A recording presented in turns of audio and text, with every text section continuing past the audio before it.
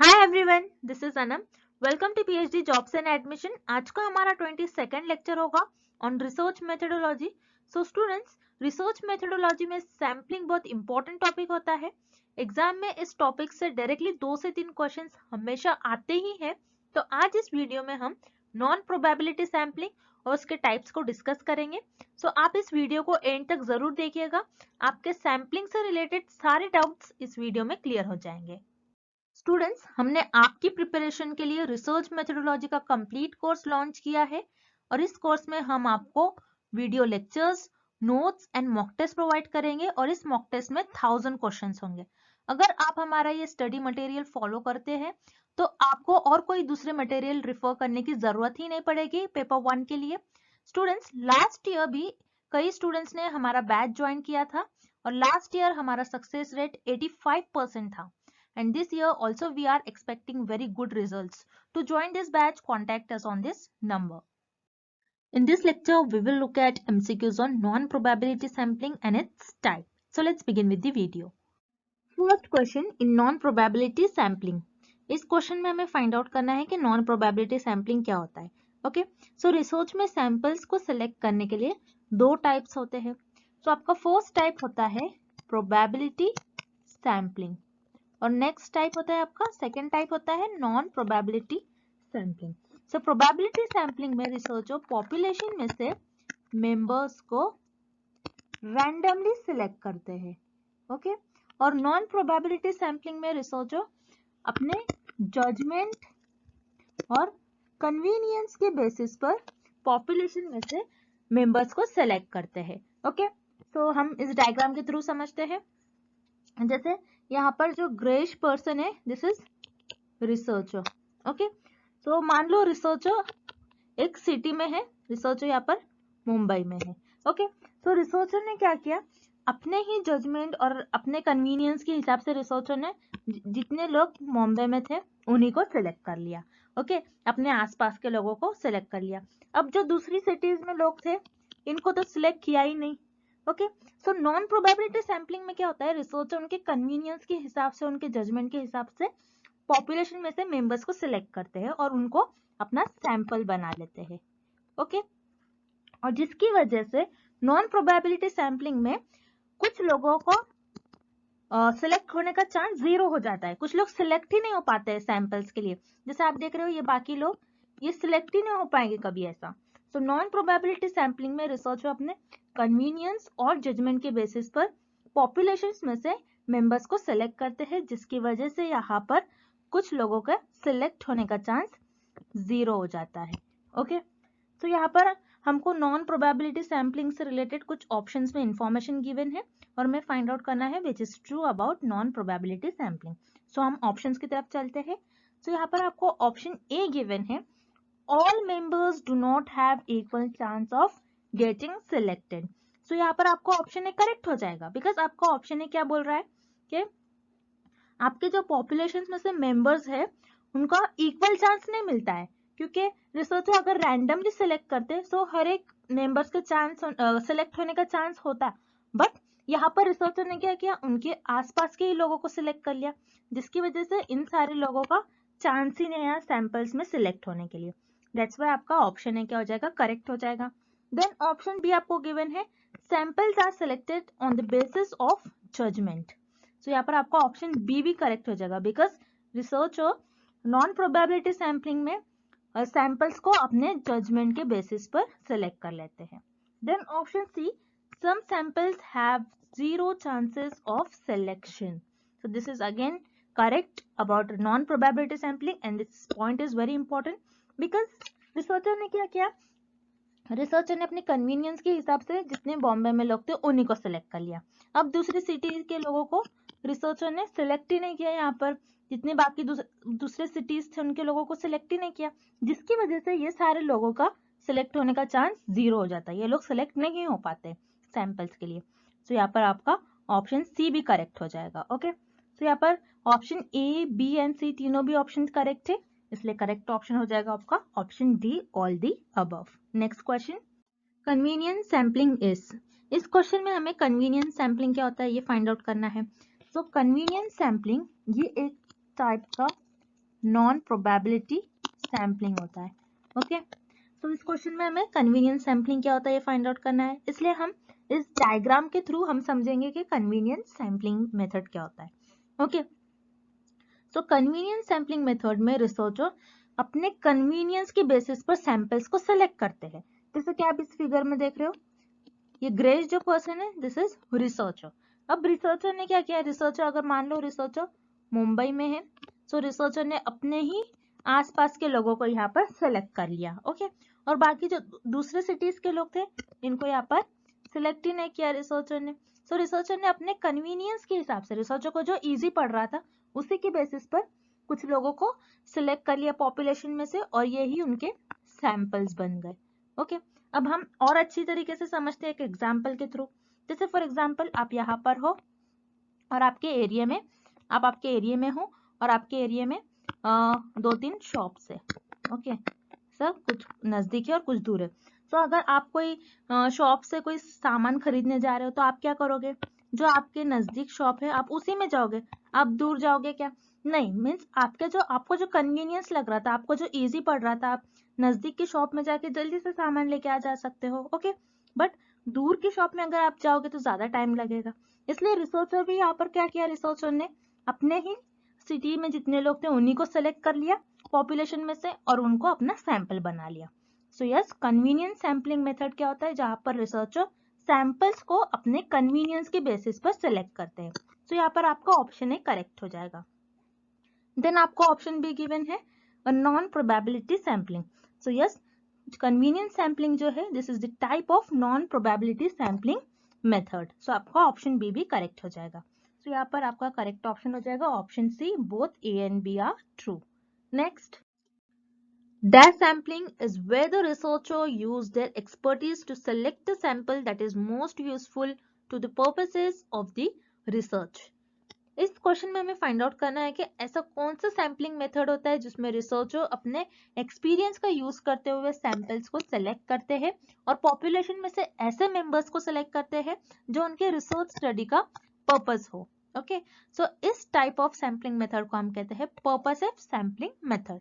So remember students, purposive sampling method ये भी एक टाइप का नॉन प्रोबेबिलिटी सैम्पलिंग मेथड होता है। ओके, अब जानते हैं हम पर्पसिव सैम्पलिंग मेथड क्या होता है। सो पर्पसिव, नाम में ही आपको मीनिंग पता चल रहा होगा, पर्पसिव मींस पर्पस, रिसर्चर का यहाँ पर कुछ ना कुछ पर्पस होता है। तो हम जानते हैं इस फिगर के थ्रू कि पर्पसिव सैम्पलिंग एक्चुअल में होता क्या है। तो आप देख रहे हो यहाँ पर जो ग्रेइश पर्सन है दिस इज रिसर्चर। अब यहाँ पर रिसर्चर को स्टडी करना है स्मोकर्स पर। स्मोकर्स मींस जो स्मोकिंग करते हैं। ओके, सो यहाँ पर रिसर्चर की ये पॉपुलेशन है। अब रिसर्चर अपने पॉपुलेशन में से ऐसे लोगों को सिलेक्ट करेंगे जो स्मोकिंग करते हो। सो यहाँ पर रिसर्चर ने अपना जो रिसर्च स्टडी का जो पर्पस था, जो टॉपिक था, उसी के बेसिस पर पॉपुलेशन में से मेंबर्स को सिलेक्ट करेंगे। जैसे आप देख रहे हो यहाँ पर रिसर्चर ने कोई लोगों को सिलेक्ट किया है और बाकी लोगों को सिलेक्ट नहीं किया है, बिकॉज रिसर्चर ने इस पॉपुलेशन में से ऐसे लोगों को सिलेक्ट किया है जो उनके पर्पस था, जो स्मोकिंग कर रहे थे, ऐसे ही लोगों को रिसर्चर ने सिलेक्ट किया। ओके, सो इसे हम कहते हैं purposive sampling method. So remember students, purposive sampling method में रिसर्चर अपने जजमेंट को भी आगे रखकर पॉपुलेशन में से मेंबर्स को सिलेक्ट करते हैं। दैट्स व्हाई पर्पसिव सैम्पलिंग को हम जजमेंटल सैम्पलिंग भी कहते हैं। सो यहाँ पर आपको ऑप्शन ए और बी दोनों भी करेक्ट हो जाएगा। देन ऑप्शन सी आपको गिवन है simple random sampling. So simple random sampling में आप क्या करते हो, रैंडमली सैंपल्स को सिलेक्ट करते हो, और सिंपल रैंडम सैम्पलिंग ये प्रोबेबिलिटी सैम्पलिंग मेथड का टाइप होता है। दैट्स व्हाई यहाँ पर आपका ऑप्शन सी इनकरेक्ट हो जाएगा।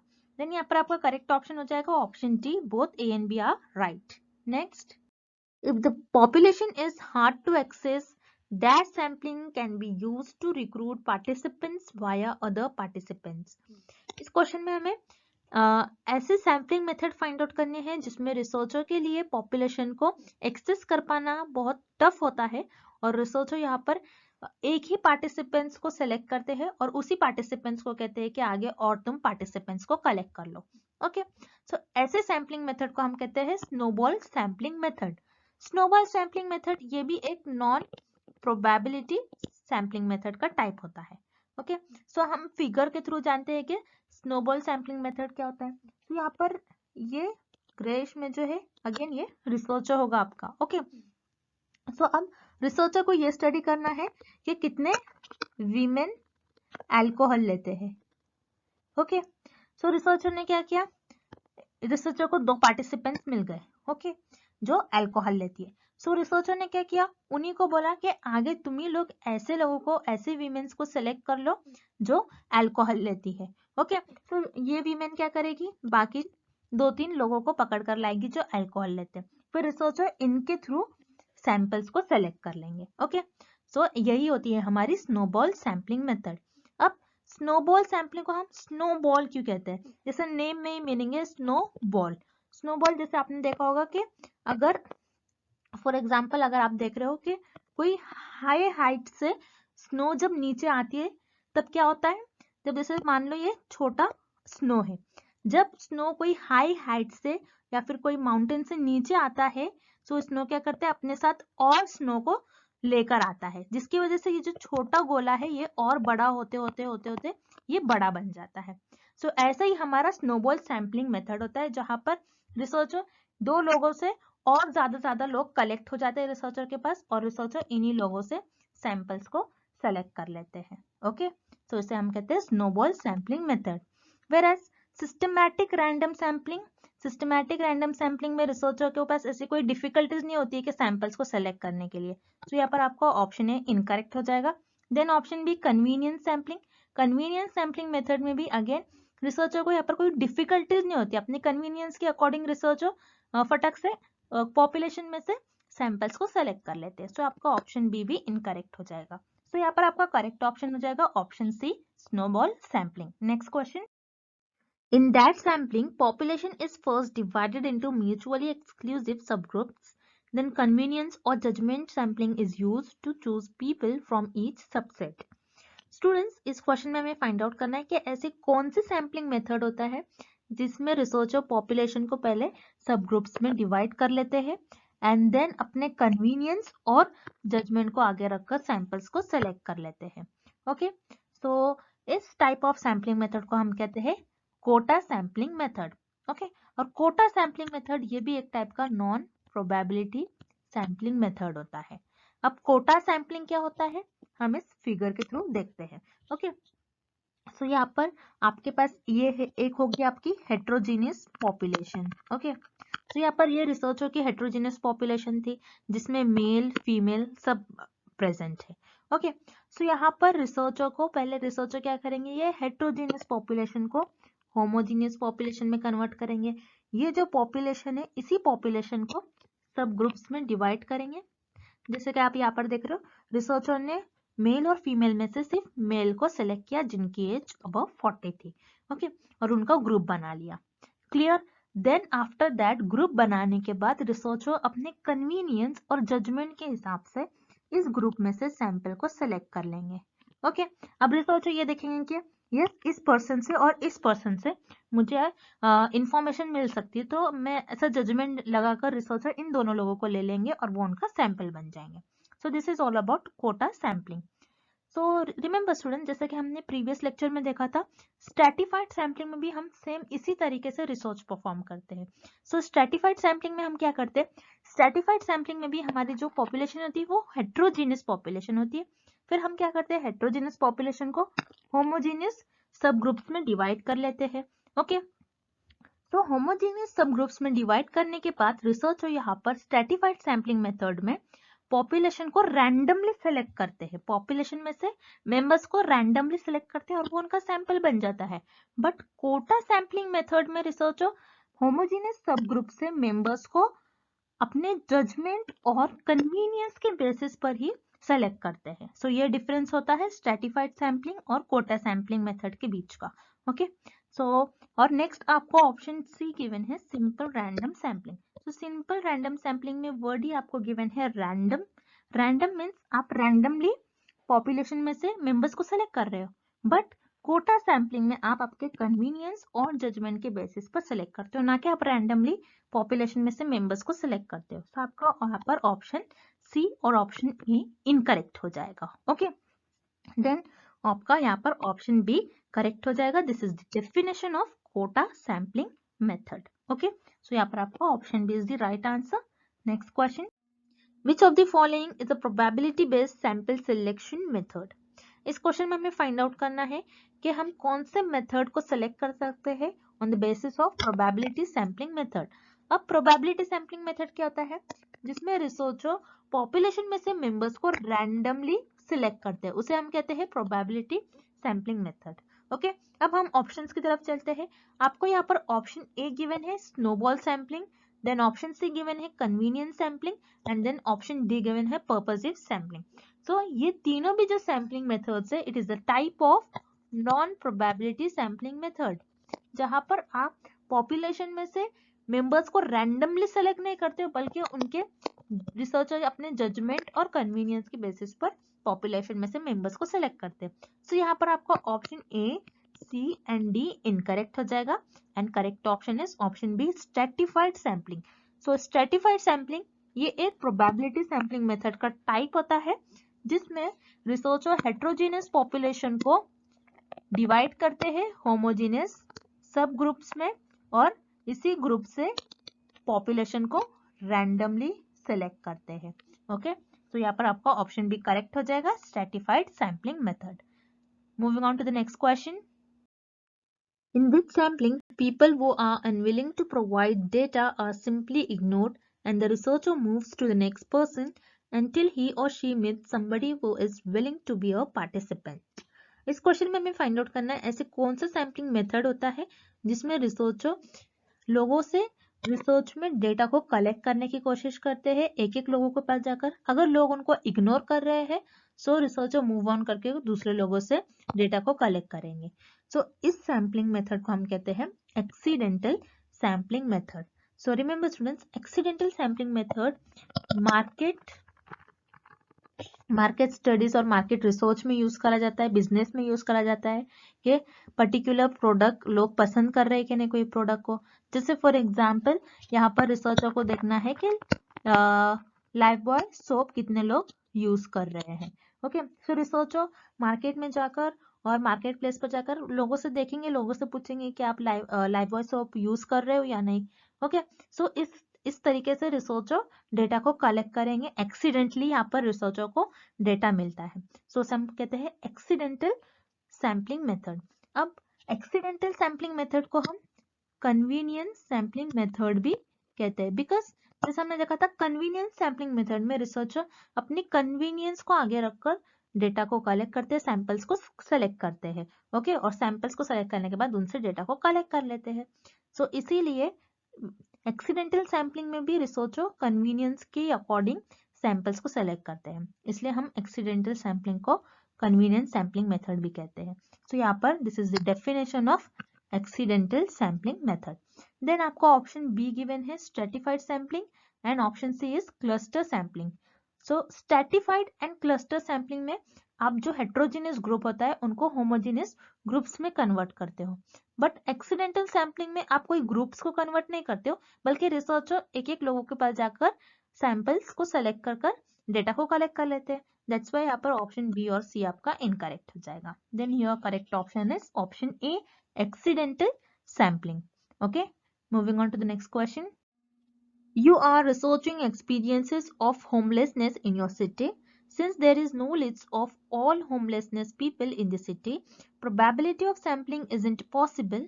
You meet one person who agrees to participate in the research, and she puts you in contact with other homeless people that she knows in the area.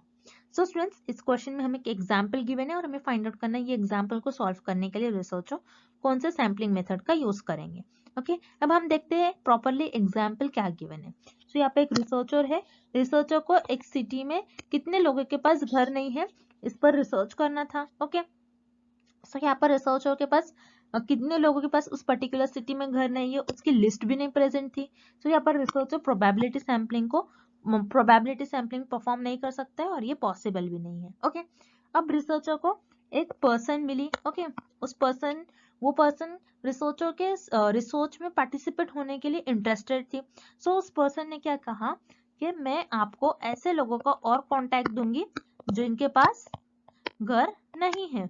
Okay, okay वो क्या करेगी, वो person ऐसे लोगों का contact researcher को देंगे जिनके पास घर नहीं है उस एरिया में। सो रिमेंबर स्टूडेंट्स, जब भी रिसर्चर एक पर्सन को सिलेक्ट करता है और उसी पर्सन से कहता है कि मुझे सैंपल्स कलेक्ट कर दो, तो ऐसा हम किस सैम्पलिंग मेथड में करते हैं, स्नोबॉल सैम्पलिंग मेथड में। सो this is the example of snowball sampling method. Okay next, standing at a mall or a grocery store and asking people to answer questions would be an example of। so इस question में भी हमें एक example given है जहां पर researcher एक mall और ग्रोसरी स्टोर पर जाकर लोगों से क्वेश्चंस कर रहा है। सो ये एग्जाम्पल किस सैम्पलिंग मेथड का होगा, here option B is the right answer. This is the example of convenience sampling method. जैसा कि हमने देखा था कन्वीनियंस सैम्पलिंग मेथड को एक्सीडेंटल सैम्पलिंग मेथड भी कहते हैं। ओके जहां पर रिसर्चर मार्केट प्लेस पर जाकर एक एक लोगों से क्वेश्चंस पूछकर अपने सैंपल के थ्रू डेटा को कलेक्ट करता है। ओके सो यहाँ पर आपका ऑप्शन बी करेक्ट हो जाएगा, convenience sampling. Next question, which of the following is non probability sampling method. इस क्वेश्चन में हमें नॉन प्रोबेबिलिटी सैम्पलिंग मेथड के टाइप किस ऑप्शन में गिवन है ये फाइंड आउट करना है। ओके तो नॉन प्रोबेबिलिटी सैम्पलिंग मेथड्स के टाइप आपको कुछ इस तरीके से याद रखना है, A C P S Q. Okay so A for आपका हो जाएगा accidental sampling, C for convenience sampling. Accidental sampling को हम कन्वीनियंस सैम्पलिंग भी कहते हैं। P for purposive sampling, S for snowball sampling and Q for quota sampling। तो ये सारे आपके नॉन प्रोबेबिलिटी सैम्पलिंग मेथड के टाइप हो गए। सो यहाँ पर आपका करेक्ट ऑप्शन हो जाएगा option E, all the above. So students this is all about non probability sampling method. Okay and thank you for watching this video.